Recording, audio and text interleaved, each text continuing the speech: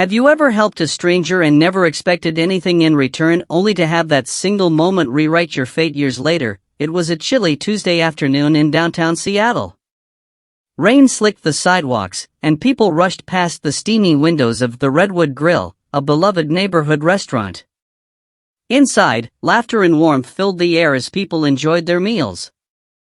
Outside, a frail woman stood barefoot under a tattered shawl. Her wrinkled hands trembled from cold and hunger as she watched people eating with hungry eyes. But she didn't beg. She simply watched. The restaurant manager, a middle-aged woman named Joan, noticed her. With a sigh, she stepped out and handed the woman a warm bowl of chili and a piece of cornbread. The woman's eyes widened. "Thank you. Thank you so much," she whispered, her voice cracking from fatigue. Joan waved it off. "Don't thank me. Thank the boss. You're lucky he came by today. He told me to feed anyone who looked like they needed it." The woman devoured the food like she hadn't eaten in days.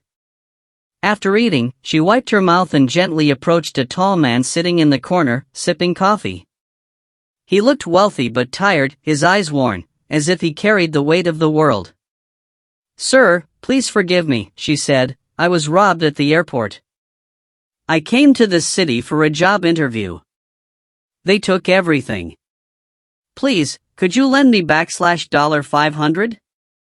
I promise I'll pay you back. I just need a way home." Joan rolled her eyes. "Really? Isn't the food enough? These people go around town with the same story." The man remained silent. Then, calmly, he reached into his wallet and handed her a $1000 bill. "You don't have to pay me back," he said softly.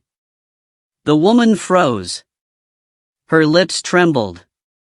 "Sir, I owe you my life. I'll never forget this. I promise I'll return someday." She turned to leave, but Joan chased after her. "I don't trust you," she snapped, pressing a card into the woman's hand. "Here's his contact. I'll make sure he knows if you're running the same scam somewhere else." The woman simply nodded and walked away. If this story is pulling at your heartstrings, take a moment to like this video and subscribe. Stories like these remind us of the humanity we sometimes forget. 5 years passed. The man, whose name was Richard Hall, once owned 5 restaurants and had a seemingly perfect marriage. But after a bitter divorce, legal battles, and a collapsed business partnership, he lost everything: his homes, cars, savings. Now, he swept sidewalks and collected bottles just to survive. One gloomy afternoon, Joan was still managing the Redwood Grill. A sleek black BMW pulled up in front. Out stepped a confident, well-dressed woman in a tailored suit and heels. Her hair was perfectly styled, and she wore an elegant smile. "Welcome, ma'am," Joan said, bowing slightly as she always did with high-paying guests. But the woman tilted her head. "Don't you remember me?" Joan squinted. "I'm sorry? It's me. The beggar girl, from years ago." Joan's mouth dropped open. Her face flushed with embarrassment. "Oh, we don't know where the boss is anymore. He left years ago." The woman's smile faded. She stood silent for a moment, then turned and quietly got back into her car.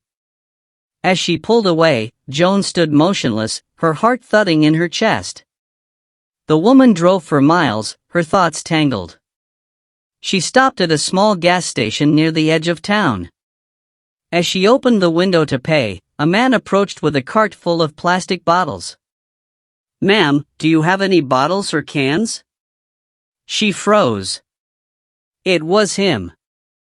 "Sir, it's me," she said softly. "The dirty beggar you helped 5 years ago." He looked confused at first. His beard was overgrown, and his eyes sunken from years of hardship. She stepped out of the car. "I'm sorry I took so long. I never forgot you. I started my own business, and it took off. I came back looking for you. My company needs a manager. If you'll take it. Tears ran down his cheeks. He couldn't speak. The girl he once helped had come back and saved him. If this story touched your soul, don't forget to like and subscribe. You never know, your small act of kindness could come full circle. Let's spread more stories that restore faith in humanity.